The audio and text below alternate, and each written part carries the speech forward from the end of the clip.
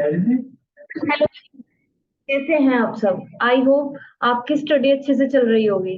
Let's start. I hope this is the final video, last video, in which I will complete all the remaining sections which in this video we will cover. So let's start with section number 152 subsection 6 and 153 to 159, and thereafter we will cover section number 170 and then 171 and 172, and after that chapter number 1 is complete.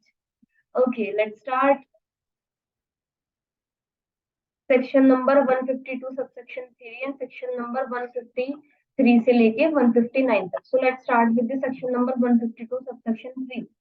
तो डिन का मतलब क्या होता है? डिन एक identification मतलब नंबर होता है जो कि अलॉट करा जाता है हमारे सेंट्रल गवर्नमेंट के द्वारा किसी भी इंडिविजुअल को जिसकी इंटेंशन होती है अपॉइंटमेंट एज अ डायरेक्टर या फिर to any other existing director of a company for the purpose of his identification.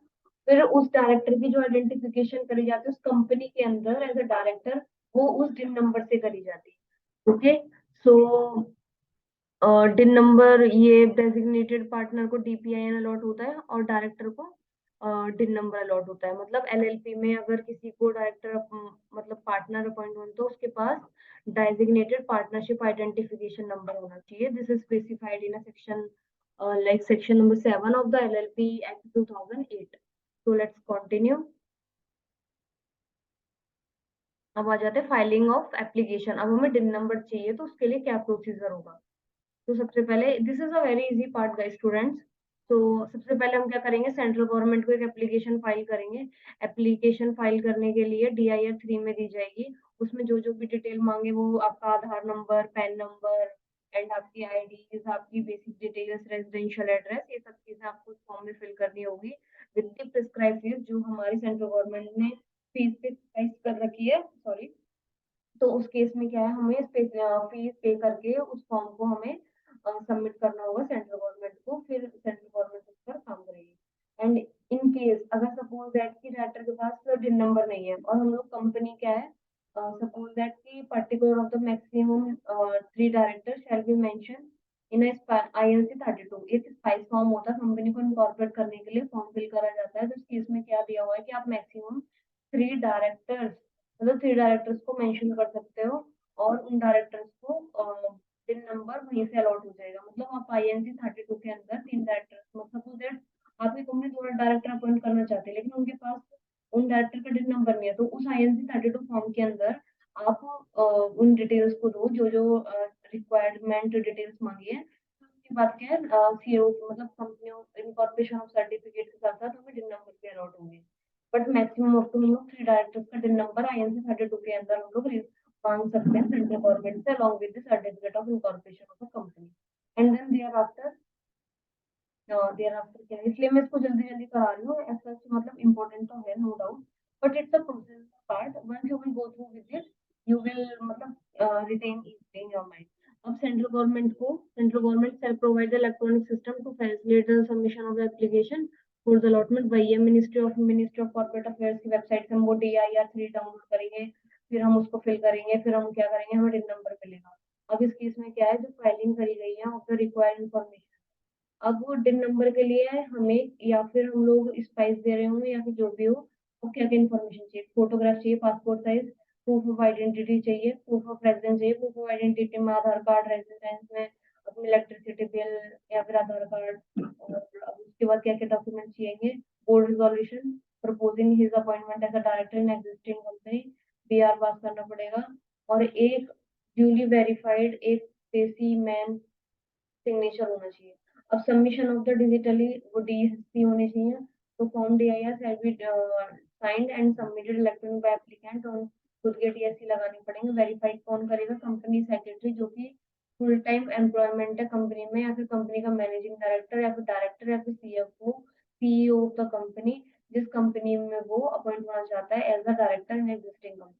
उस केस में क्या होगा, हमारे ये वेरीफाइड करा जाएगा कंपनी सेक्रेटरी जो फुल टाइम एम्प्लॉयमेंट में है, हमारा मैनेजिंग डायरेक्टर, CEO, CFO, मतलब जिस कंपनी में वो बचा है तो उसके द्वारा वो वेरीफाई करा ले, खुद के भी DSC लगाए और फिर वो इस फॉर्म को सबमिट कर दे. कौन से फॉर्म को? DIR 3 को. अब इस केस में आ जाओ जिनके पास मतलब लास्ट नेम नहीं है. In case the name of the person does not have a last name, then his or her जो है हमारा फादर सरनेम जो है हमारा mention in last name along with the declaration, जो कि डिक्लेरेशन सीडीए में देना पड़ेगा। सपोज एक पर्सन का नाम है सोनू, उसका सरनेम नहीं है, तो उस केस में क्या है, वो जो मदर फादर का जो भी सरनेम लिख रहा होगा उसके साथ, और उसमें वो डिक्लेरेशन भी लगाएगा कि असाइनमेंट जो भी होगा डिक्लेरेशन, वो आप इंस्ट्रक्शन किट में दे सकते हैं। तो वहां से आप इसको सबमिट करके और DIR 3 में अटैच कर देंगे। अब आ जाओ अलॉटमेंट ऑफ डिन नंबर। 16/12/54 में हमें डिन नंबर अलॉट होता है। सेंट्रल गवर्नमेंट अलॉट करेगी डिन नंबर एप्लीकेंट को with in 1 month from the receipt of application. जो आपने DIR 3 एप्लीकेशन फाइल करी है उसके डेट के मतलब सेंट्रल गवर्नमेंट को जब एप्लीकेशन रिसीव होगी उसके with in 1 month central government उस पर काम करेगी, देखेगी डॉक्यूमेंट्स फोर्ज तो नहीं है, फ्रॉड तो नहीं है, फिर उसके बाद क्या हमें डिन नंबर अलॉट करा जाए। अब रूल नंबर 10 में बताया गया कि प्रोसीजर क्या होगा एक्सेप्टेंस और रिजेक्शन का। मतलब सेंट्रल गवर्नमेंट काम कर रही है तो कैसे देगी। Generation of the application number, जब आप सबमिट करोगे पोर्टल से पेमेंट करने के बाद आपको एक सिस्टम से ऑटोमेटिक एप्लीकेशन नंबर जनरेट होगा। फिर उसके बाद क्या होगा, कम्युनिकेट करा जाएगा आपको issue. After the generation of application number central government process करेगी और डिसाइड करेगी कि एप्लीकेशन को एक्सेप्ट करना है रिजेक्ट करना है। एक्सेप्ट करती है तो आपको डिन नंबर प्रोवाइड करा दिया जाएगा, और अगर वो उसमें रिजेक्शन देती है तो उस केस में क्या करेगी, वो आपको अपॉर्चुनिटी ऑफ बीइंग हियर्ड देगी। मतलब वो आपको मेल के थ्रू या फिर मतलब इलेक्ट्रॉनिक मोड के थ्रू आपको बताएगी कि आपकी हमने इनकम्प्लीटनेस है, कृपया इसको सबमिट करें। तो इस केस में क्या है, with in 15 days of placing on a website and email. जिस दिन सेंट्रल गवर्नमेंट ने वो नोट मतलब आपको नोटिस दिया है उसके उसके 15 दिन के अंदर अंदर आपको वो रिसबमिशन करना पड़ेगा। रिसबमिशन इट प्रोवाइड, या फिर सेंट्रल गवर्नमेंट क्या करेगी, रिजेक्ट कर देगी और रिजेक्ट करेगी द एप्लीकेशन एंड डायरेक्ट करेगी एप्लीकेशन टू दी हमारे कंप्लीट करने के लिए रेक्टिफाई जो भी उसने स्टिल फाउंड द डिफेक्टिव। मतलब रिसबमिशन के बाद भी सेंट्रल गवर्नमेंट सेटिस्फाइड नहीं हुई तो उस केस में क्या होगा, वो क्लियर रिजेक्शन हो जाएगा और वहां पर उसे फ्रेश एप्लीकेशन फाइल करनी पड़ेगी एंड ट्रीट करी जाएगी level such application is the invalid in electronic record. ठीक है, या तो वो सर मतलब अगर 15 दिन के अंदर अंदर वो डिटेल्स नहीं सबमिट कर रही और या फिर सबमिट कर रही है दोनों ही केस में और गवर्नमेंट सेटिस्फाइड नहीं है तो उस केस में क्या रिजेक्शन होगी। अब इन्फॉर्म करेगी एप्लीकेंट को by the letter electronic form central government की हमने आपकी एप्लीकेशन ऐसे ऐसे रिजेक्ट कर दिया। अब इसके बाद आ जाओ इन case of rejection validation of fees जो पेड करी गई है ना तो वो रिफंड होगी ना ही वो एडजस्ट होगी किसी और एप्लीकेशन के साथ। मतलब जो आपने सपोज 100 200 500 जो भी DIR 3 को फाइल करने के लिए पे करी जाती है ना तो वो रिफंड होगी आपको ना ही वो एडजस्ट होगी किसी और एप्लीकेशन के साथ। जो भी डिन नंबर अलॉट करे जाते हैं इंडिविजुअल को बिफोर द कमेंसमेंट वो मान लिए जाएंगे कि इसी रूल्स के अंदर अलॉट करे गए हैं। जो डिन अलॉट करा गया है वो वैलिड रहेगा for the lifetime of applicant and shall not be allotted to any other person. और वो डिन नंबर वो उसका स्पेसिफाई आइडेंटिफिकेशन है, सिमिलर आइडेंटिफिकेशन नंबर किसी और का अलॉट नहीं होगा। अब आ जाते हैं procedure for the allotment of a डिन। यही वो उसकी समरी दे रखी है, सबमिशन ऑफ फीस मैंने पहले ही आपको बता दिया, आप देख लेना ये सब वही है। ये समरी दे रखी है, बेटर होगा आप इसी को स्टडी करते हैं। अब आ जाते हैं प्रोहिबिटेड। कोई भी डायरेक्टर एक से ज्यादा टिन नंबर होल्ड नहीं कर सकता, means it's a word totally word. ये समरी पार्ट है, rather than to study the work part you should study the this summary part and thereafter we will discuss section number 155 जो कि talking about करता है कि एक director more than one DIN number hold नहीं कर सकता। No individual who has already been allotted in section 154 के अंदर वह अप्लाई नहीं कर सकता कोई भी मतलब अनदर टिन नंबर। इसके बाद आ जाता है next part, section 155 already done. अब आ जाओ सेक्शन 156। अब director to intimate according to section every मतलब director to intimate the DIN number. Every existing director shall within a 1 month on the receipt of DIN from the central government intimate करेगा इस DIN to the company और all the director carry this director. अब suppose that with in a 1 month central government ने आपको डिन number दे दिया, मुझे डिन नंबर मिल गया। अब जिस दिन मुझे डिन नंबर मिला उसके 1 महीने के अंदर अंदर मेरे को क्या करना पड़ेगा, within a 1 month I have to inform to the company in which I am a director. ठीक है, तो ये 156 में दिया हुआ। जो 157 क्या कहता है, company to inform then to the registrar. अब यहाँ पे company every company shall within a 15 days on the receipt of intimation, जो कि इंटीमेशन सेक्शन 156 में डायरेक्टर ने कंपनी को दिया है डिन नंबर की। अब यहाँ पे company within a 15 days from the receipt of such intimation under section 156 तो वो किसको देगी, फर्निश करेगी डिन ऑफ रजिस्ट्रार और any other office authority specified by the central government with such fees और additional fees as may be prescribe, और जो कि इंटीमेशन ये बताया गया है कि किस किस फॉर्मेट में देगी विद इन 15 डेज।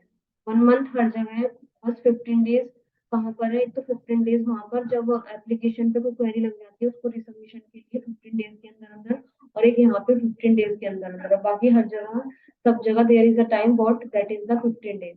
ठीक है, let's continue. This is all about the section number 157। अब आ जाते हैं अपन, ये पनिशमेंट दी हुई है, पढ़ लेना। 25,000 की लगेगी, लेकिन अगर कंटिन्यू रहता है तो 100 रुपये पर डे की लगेगी, जो कि मैक्सिमम रहेगी 1 लाख रुपीज। और डिफॉल्टिंग ऑफिसर, उसके लिए पेनल्टी यहाँ दे रखी है। अब आ जाओ सेक्शन नंबर 158, जो कि क्या बोलता है? ऑब्लिगेशन टू इंडिकेट द डिन नंबर एवरी पर्सन और company while furnishing any return और इन्फॉर्मेशन, उसमें डायरेक्टर के डिन नंबर स्पेसिफाई करने मैंडेटरी है।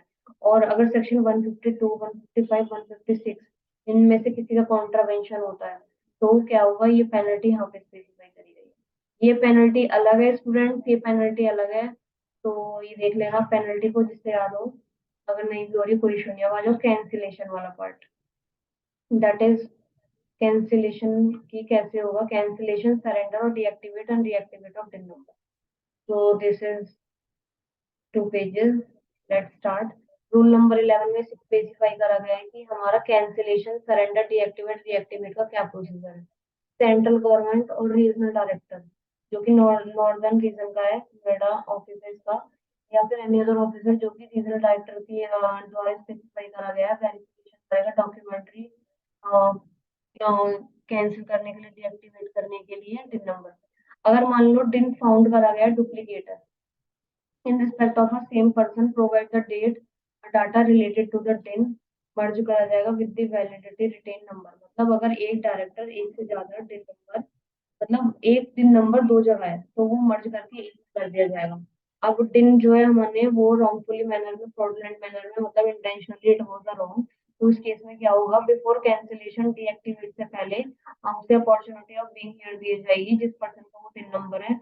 तो रॉन्गफुल में वही इंटेंशन डॉक्यूमेंट्स इनवैलिड है, कोई फॉर्ज मड विंडो ड्रेसिंग करके डॉक्यूमेंट सबमिट करे गए हैं, तो उस केस में क्या, बिफोर कैंसिलेशन या फिर डीएक्टिवेट करने से पहले उस केस में अपॉर्चुनिटी ऑफ बीइंग हियर दिया जाएगा पर्सन को कि ऐसे ऐसे हम लोग कैंसिल करने जा रहे हैं। अब किस केस में अब आ जाते हैं, कब होगा कैंसिल? या तो डेथ हो रही हो पर्सन की, तो उस केस में क्या है? वो सरेंडर होगा। ठीक है, कंसर्न इंडिविजुअल जो है डिक्लेयर कर दे खुद से कि वो अनसाउंड माइंड है, तो उस केस में भी वो सरेंडर हो, मतलब कैंसिल होगा। ठीक है, if concern individual has been adjudicated as an instalment, तो उस केस में भी क्या है? उसका डीएक्टिवेट हो जाएगा।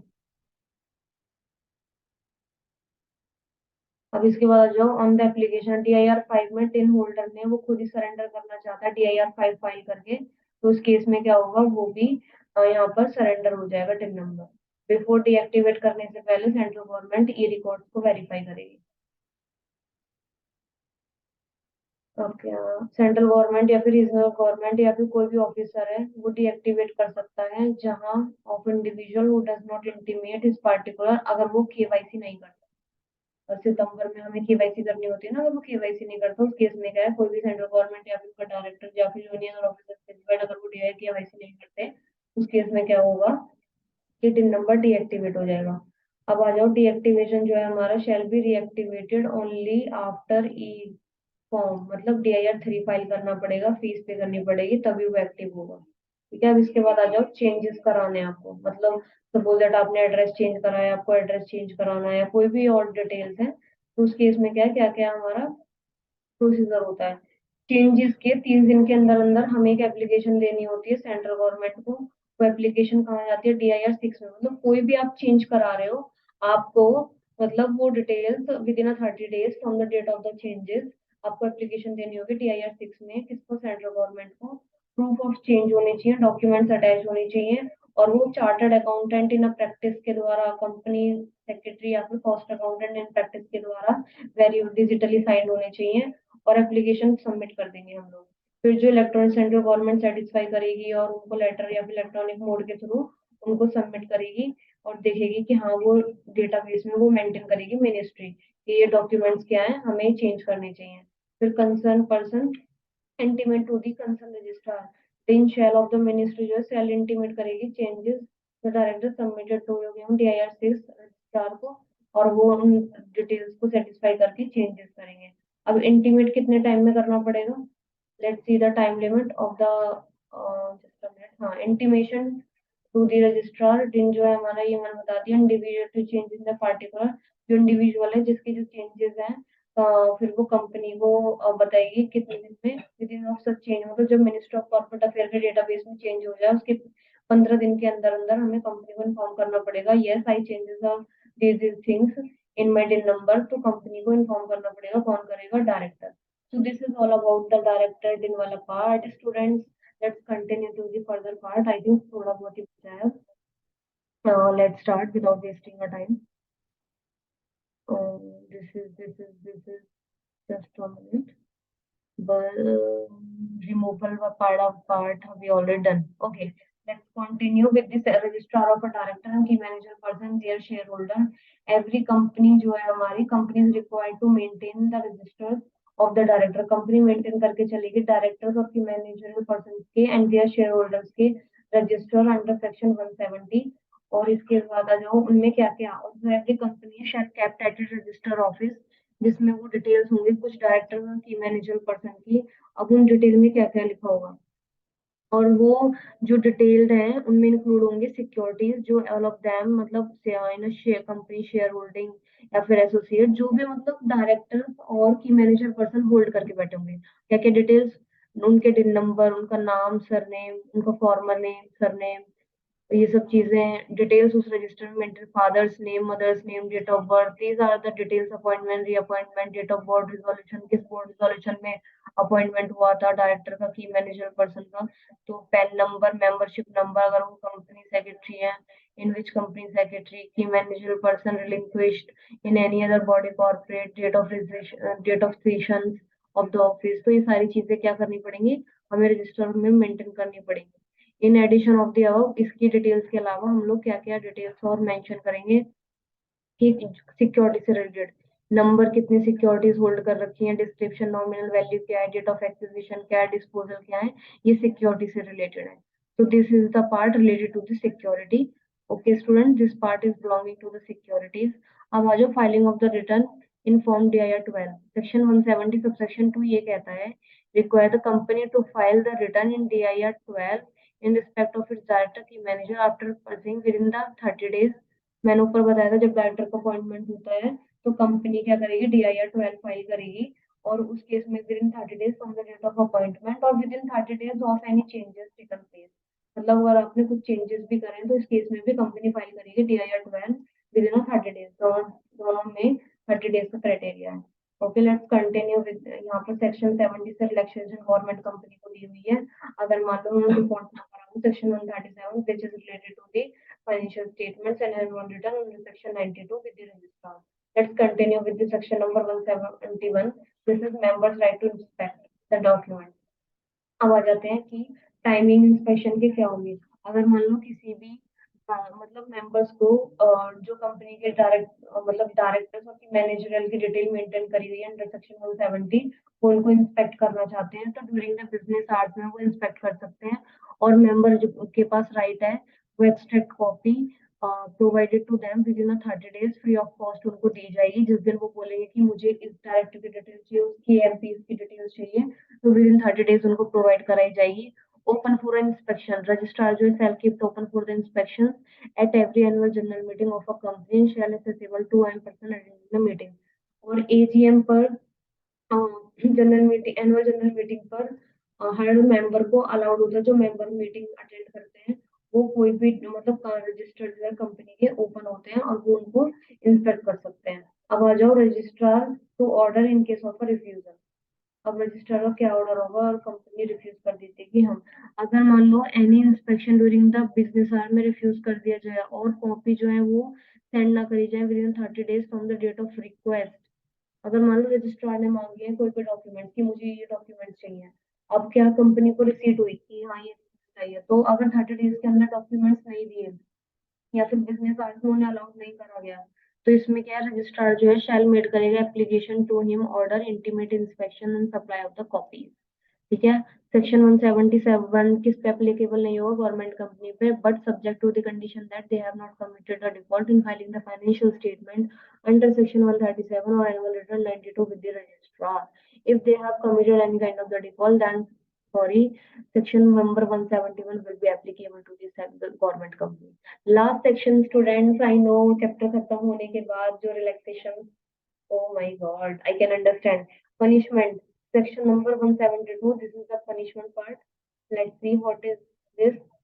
Every company and every officer who is in a default liable to the punishment of liable to the penalty 50,000 rupees, or in case of the continuing default, further penalty कितनी होगी 100 rupees per day, but which may be extended to the 3 lakh rupees, or in case of a company in case of a company 1 lakh rupees in case of the officer who is in default. मतलब ये maximum limit 3 lakh rupees है company पर और 1 lakh rupees है किसी भी officer पर, और 100 rupees per day और 50,000 rupees minimum. Okay, this is all about chapter number 1. Students, do hard your study, give your best. This is your last attempt. All the very best. Take care. Bye bye.